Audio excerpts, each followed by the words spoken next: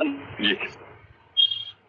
तो सही बात है, अगर हम अभी हम मनुष्य हैं और इतना अच्छा सत्संग हमको मिल गया है, रास्ता अपने को साफ दिख रहा है, और अभी भी यदि हम ये कमजोरी रखते हैं कि भाई मुंह से तो कह रहे हैं लेकिन ममता तो छूटती नहीं है, तो अपने आप नहीं छूटेगी। ये तो हमने पकड़ी है, हमको ही छोड़नी पड़ेगी। तो इसमें ये कमजोरी नहीं रखनी चाहिए। इसमें तो भगवान ने हमको अधिकार भी दिया है, योग्यता भी दी है, और समझ भी दी है, और संत भी दी है, और इतना अच्छा हमको संजीवनी और विवेचनी इत्यादि हमको ग्रंथ भी मिल गए हैं, और इतने अच्छे हमको साधक वृंद मिल गए हैं जो एक दूसरे से विचार विनिमय करते हैं। और कोई भी प्रश्न हो तो अभी ऐसी बात है संतों की कृपा से कि प्राय सब प्रश्नों का उत्तर हम लोग आपस में विचार विमर्श से भगवान द्वारा मिल जाता है। तो ऐसा मौका आ गया, फिर भी अगर हम ममता जैसी चीज भी नहीं छोड़ते, और कामना तो नहीं छोड़ने का कोई फायदा ही नहीं है, क्योंकि कामना हमारे चाहने से पूरी होती ही नहीं। तो इसलिए अगर इतनी सी बात भी हम नहीं समझ पाएंगे तो मनुष्य फिर नहीं है, हम पशु की तरह ही है, फिर भोग योनि हमारे लिए है। इसलिए भगवान यही कहते हैं कि चलो भाई, मनुष्य बनाया था पर इन्होंने मनुष्यपना अपनाया नहीं, इसलिए वापस इनको वही भेज दो जहां पर पहले जा थे। जी।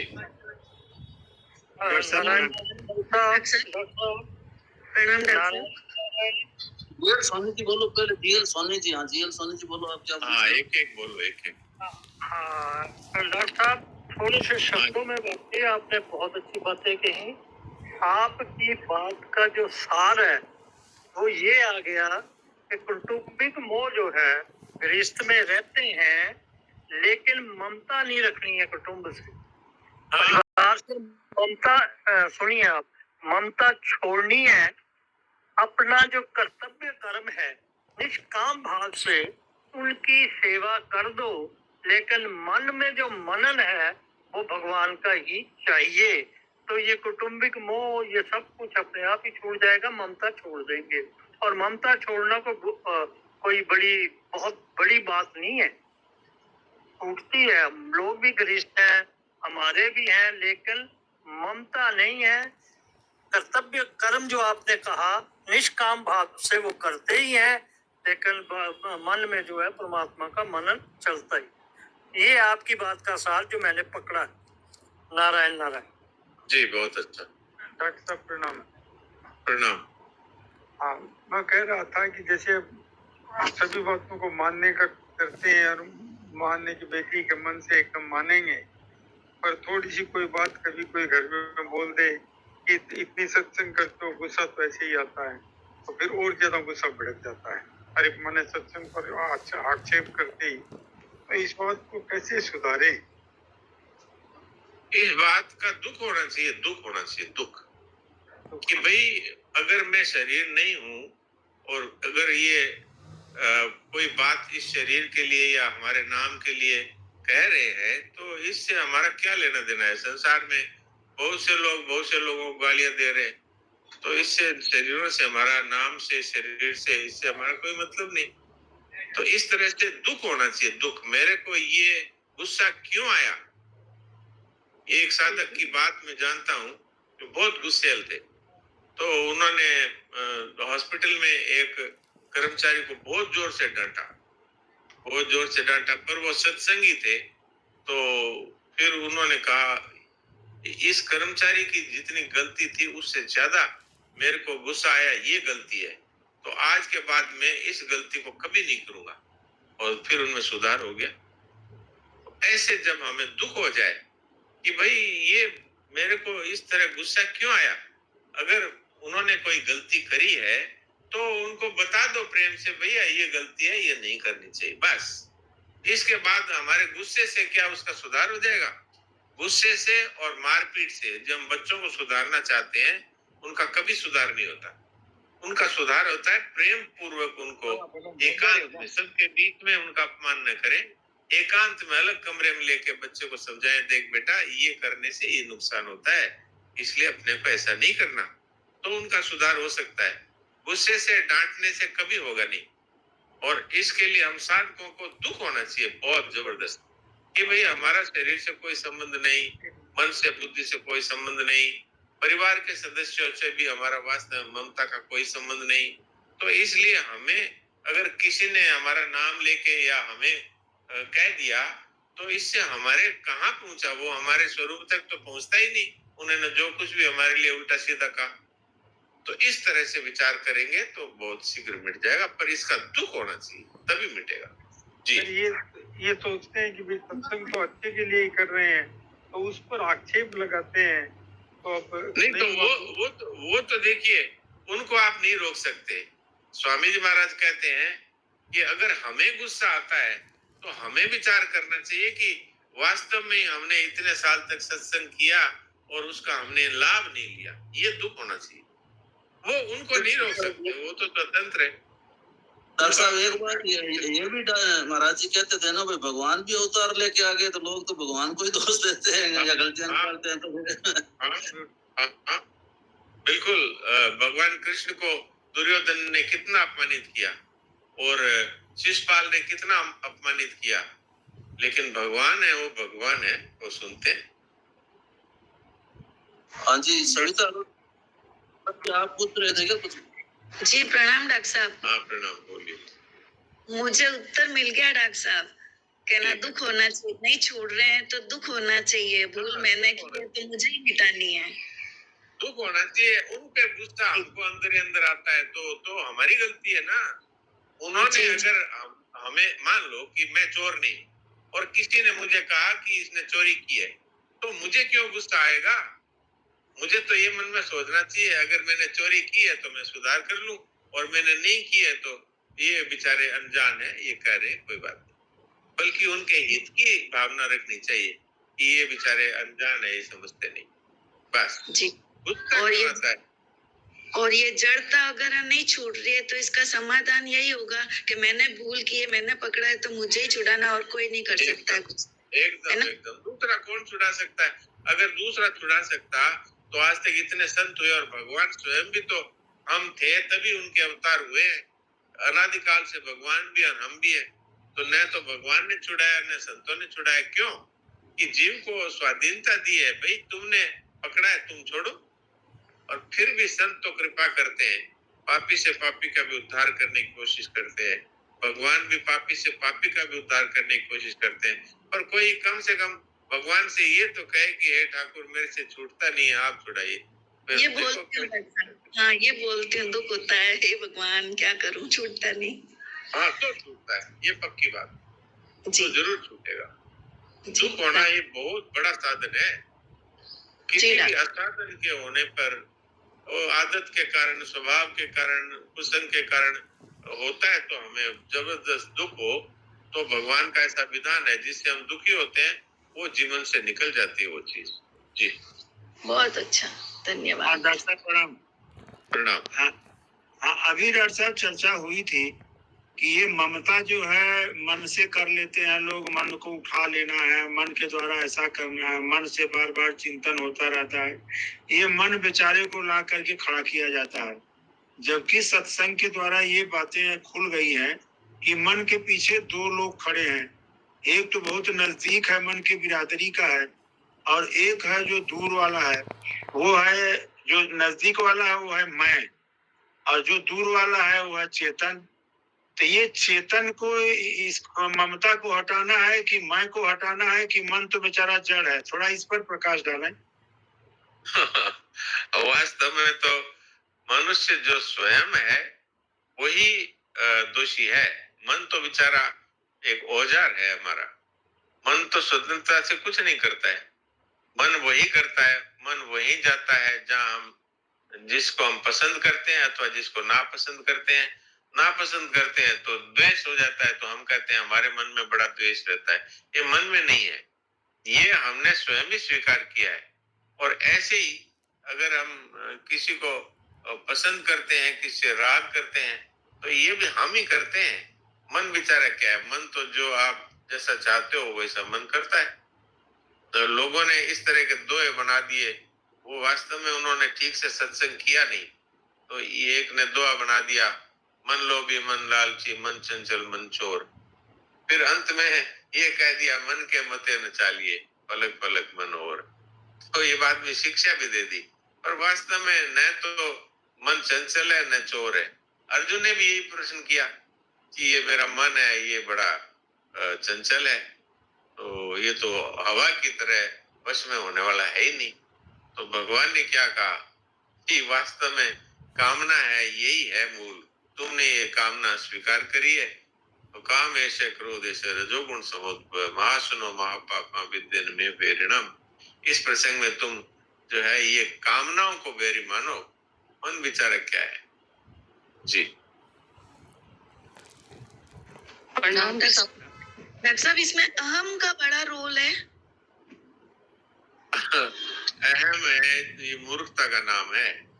ये शरीर है, शरीर को ही मैं मान लेता है और फिर उसके बाद नाम को भी और जाति को भी और पद को भी सबको मान लेता है। मैं वकील हूँ, मैं व्यापारी हूँ, मैं स्त्री हूँ, मैं पुरुष हूँ, और फिर मैं धनवान हूँ, मैं बुद्धिमान हूँ। ये सब क्या मूर्खता ही तो है। ये कोई भी चीज ऐसी नहीं है जो टिकने वाली हो। मैं तो कई बार ये उदाहरण दिया करता हूँ। एक वकील साहब 1 घंटा खड़े होने के कोर्ट में, सुप्रीम कोर्ट में 1 लाख रुपया लेते हैं 1 घंटा के। और वही जब मस्तिष्क का एक पेच ढीला हो जाता है तो घर में ही बैठे हैं, बच्चों का ही नाम याद नहीं है। अब वो कहाँ गया, वो योग्यता कहाँ गई वो डिग्री। तो ये सब के सब नष्ट होने वाली चीजें हैं और इनको मनुष्य मैं हूं ऐसा मान लेता है। तो इसलिए ये सबसे बड़ा मूर्खता है ये। नहीं तो वास्तव में हमारा स्वरूप तो वो है जो मन बुद्धि इंद्रियां शरीर संसार इन सब से बिल्कुल अलग है, क्योंकि ये तो सब अभाव रूप है। और हमारा जो वास्तविक स्वरूप है वो पूर्ण है। पूर्ण मदः पूर्ण विदम पूर्णात् पूर्ण मुदच्यते ऐसा है। तो इसलिए अगर ये बात समझ में आ जाए तो फिर चाहे कोई नाम लेके कुछ भी बोलता रहे, कोई शरीर को ऊंचा बिठा दे नीचा बिठा दे, तो मान अपमान निंदा स्तुति का असर कहाँ से होगा। आपने ठीक ही कहा कि ये एक मैं है, यही सबसे खतरनाक चीज है, यही संसार है। ममता शर्मा जी पूछ रहे थे कुछ। ममता शर्मा जी कई देर से। हाँ बोलिए। राम राम डॉक्टर साहब, प्रणाम। राम राम। डॉक्टर साहब, सेवा करने से मोह कैसे छूटता है? अरे वाह, आपने बहुत अच्छा प्रश्न पूछा। मैं इसका एक आपको बहुत अच्छा उदाहरण देता हूँ। सेवा करने से बड़ों का मोह छूट जाता है, और लेकिन होनी चाहिए वो सेवा। वास्तव में सेवा का अर्थ है जिससे हमको कुछ मिलने की आशा नहीं है अथवा जिससे हम कुछ भी नहीं चाहते, उसकी सेवा। तो मोह कैसे छूटता है बताता हूँ। आपके ही दादा या दादी वो बीमार हो गई, और बीमार भी ऐसी हो गई कि न तो उठ सकती है न बैठ सकती है।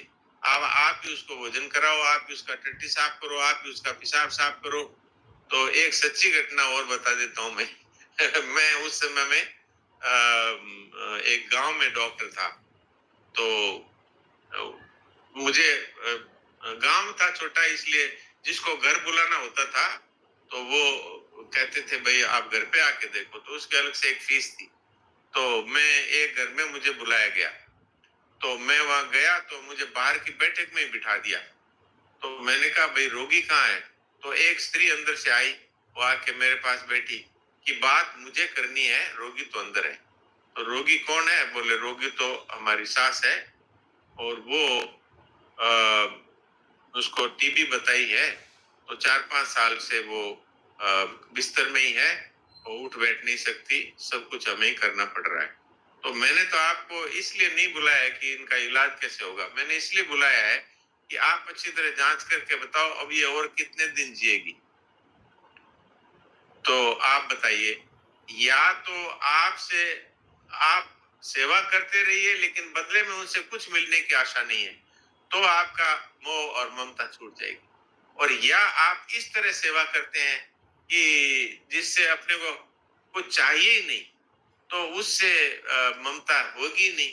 सड़क पे कोई व्यक्ति पड़ा है, एक्सीडेंट हो गया, आप जानते ही नहीं, आप उसको ले जा करके भर्ती करा देते हैं और उसकी दवाई के पैसे भी दे देते हैं, और फिर पता लगता है कि वो वो तो मर गया, तो आप रोते हैं क्या? क्यों नहीं रोते? नहीं। क्योंकि ममता है ही नहीं। तो इस तरह से सेवा करने से ममता छूट जाती है। फिर वो बुढ़िया माई है, उसकी हम बराबर सेवा करते हैं, करते करते ऐसे भगवान से प्रार्थना करते हैं, हे भगवान तू अभी इनको उठा ले। तो ममता टूट गई कि नहीं सेवा से? जी। तो आपका नाम तो ममता ही है। तो अब आपको तो ये ज्ञान होना ही चाहिए। जी। और किसी को और भी कोई म्यूट जी आप कह रहे थे, संतोष पारिक जी कह रहे थे ना, क्या बोल रहे थे? सुरेश भाई जी, एक वाक्य था डॉक्टर साहब, ये डॉक्टर साहब, ये कभी अहम जो मैं है, ये कभी एक जगह घुस जाता है क्या? वो दृष्टांत रखना चाहते हैं, मैं भगवान का हूँ, कहीं इसमें तो नहीं घुस जाता है ये? मैं भगवान का हूँ, अगर इसको हृदय से अगर हम स्वीकार कर लेते हैं तो यहाँ पर भगवान की जिम्मेवारी है फिर अहम को नष्ट करने की। अच्छा अच्छा, मतलब आदमी करना नहीं चाहिए फिर। हाँ, ये तो भक्ति है ना, इसमें तो साधक अपने आप को समर्पित कर देता है, हरि में जैसो तैसो तेरो। और फिर भगवान अहम है तो वही मिटाएंगे, अज्ञान है तो वही मिटाएंगे। उन्होंने 10वें अध्याय के 10वें 11वें श्लोक में साफ साफ ही कहा है, उन पर कृपा करने के लिए मैं उनके हृदय में ज्ञान रूपी दीपक जला देता हूँ। तो ममता कामना सब वही छुड़ाते हैं सर। बहुत बढ़िया, बहुत बढ़िया। जो मैं डॉक्टर साहब एक आभार व्यक्त करना था, एक आभार व्यक्त करना था। इस साधन संबंधी इतने, अब लगभग 38 मिनट से शुरू हुआ है, 4:04 हो रहा है, इतनी साधन संबंधी बातें प्रश्न में आई हैं और इतना बढ़िया से उत्तर हुआ है। इसीलिए मेरा विचार था कि ये भाव हम लोगों का बना रहे। पढ़ने वाला काम थोड़ा 2 मिनट कम रहेगा, चलेगा, लेकिन साधन संबंधी बातें और संदर्भ से बातें उठती रहे तो साधक संजीवनी और ज्यादा कृपा बरसाएंगे, ऐसा भरोसा है जी। बिल्कुल, इससे बड़ा लाभ होता है। ये जो विचार विनिमय है, इससे बहुत लाभ होता है, क्योंकि बहुतों के वो प्रश्न हैं और वो नहीं कह पाते। कईयों को कहना आता नहीं, कई संकोच से नहीं कह पाते, कईयों को याद ही नहीं आते। तो सबको वो लाभ होता है, भगवान सबके ऊपर वो कृपा की वर्षा करते हैं जी। एक मिनट संतोष पारिक जी, यहाँ पहले आप पूछ लो, देर से पूछ रहे थे। मैं तो प्रणाम डॉक्टर साहब, मैं तो इतनी एक बात कहना चाहती थी। अभी वो रोने वाली बात चली थी ना, कि जब सच्चे मन से हम रोते हैं तो भगवान अब हमारी वो कमी दूर कर देते हैं। तो ये साधक के जीवन में अगर हम लोग लगन से चल रहे हैं तो साधक को रोना तो आता ही है।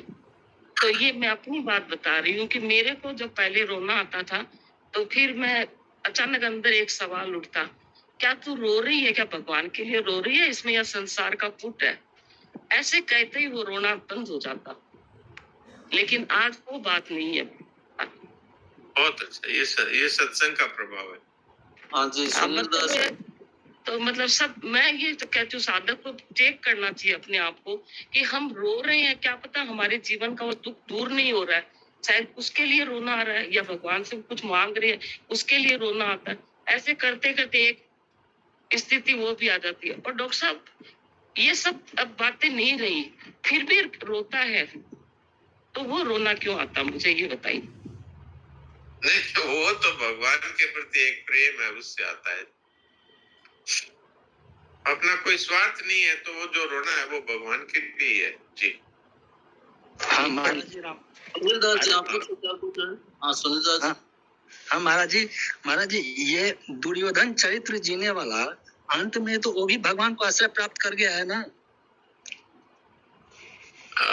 मुझे ऐसा अभी ज्ञान नहीं है कि वो भगवान का आश्रय प्राप्त कर गया क्या, पर भगवान के सामने ही उसकी मृत्यु हुई है, तो अब भगवान की कृपा से अगर उसकी सदगति हो जाए तो अच्छी बात है। जी भाई जी, हाँ डॉक्टर साहब प्रणाम। हाँ प्रणाम। ये 33वें श्लोक में जो पहला पैरा है, तो उसमें आप मालूम पड़ रहा है कि अर्जुन देव जी को कर्मयोग का ज्ञान था, वो कर्मयोग की बात करते हैं एक तरफ, और फिर उनको अचानक मोह क्यों हो जाता है? वो हम लोगों के लिए हुआ है। भगवान ने जानबूझ के रथ को ले जाके और भीष्म और द्रोण के सामने खड़ा किया? क्यों किया बताइए? अर्जुन तो एकदम खूब कमर कस करके आए थे कि मैं देखना चाहता हूँ कौन कौन है जो मेरे से युद्ध करने वाले हैं। तो भगवान ने उसको ये कहा कि इन कुरुवंशियों को देख। तो कुरुवंशी तो वो भी था, अर्जुन भी। तो इसलिए ये भगवान ने हमारे लिए अर्जुन के हृदय में एक तरह का प्रश्न पैदा किया। तो कौटुंबिक स्नेह जो अंदर था वो प्रकट हो गया। ऐसे ही हम लोगों के लिए है ये तो बात। जी ठीक है। हाँ, अगर वो ये बोलता, भगवान ये बोलते हैं कि कुरुवंशियों को देखने की जगह धृतराष्ट्र के पुत्रों को देख, तो शायद वो मोह नहीं। तो फिर वो ये कहता अभी देखता हूँ। उसने कहा भी था ये दुर्बुद्धि, ये धृतराष्ट्र के जो बेटे हैं, इनको मैं देखना चाहता हूँ कौन कौन है जो मेरे से युद्ध करने वाले हैं। तो उस समय तो जोश में ही था। फिर भगवान ने जब ले जाके और भीष्म जी और द्रोण जी के सामने खड़ा किया रथ, तब समझ में आ रहे इन गुरुओं को मैं कैसे मारूं। तो फिर सारा ही कौटुंबिक मोह सामने आ गया। तो ये भगवान हमारे लिए करते हैं सब लीला। जी वो पिछले श्लोक में डॉक्टर साहब बड़ा साफ शब्दों में आया है, हो सकता है ध्यान नहीं देते होंगे कि जब रथ को खड़ा करने के लिए कहा अर्जुन जी ने, तो भगवान कहा, लिखा है कि भगवान ने बड़ी चतुराई से रथ को भीष्म जी और द्रोण जी के सामने खड़ा कर दिया ताकि इनमें कुटुंबी मोह जो है वो पैदा हो जाए। साफ लिखा है, बिल्कुल साफ लिखा है। अगर हम साधक संजीवनी को, मेरा अपना मत है, ध्यान से सुने, ध्यान से पढ़े, तो मुझे नहीं लगता कि छोटी छोटी बातें जो है आए। कोई बात नहीं। ये तो हमारे प्रश्न आते रहे तो कोई बात नहीं। अब सबका ध्यान इतना नहीं है आपके जितना, अब क्या किया जाए। जी आज वैसे तो समय हो रहा है, किसी ने कोई बात रह गई हो तो पूछ दो। हाँ, तो अब तो भजन ही सुनो भाई।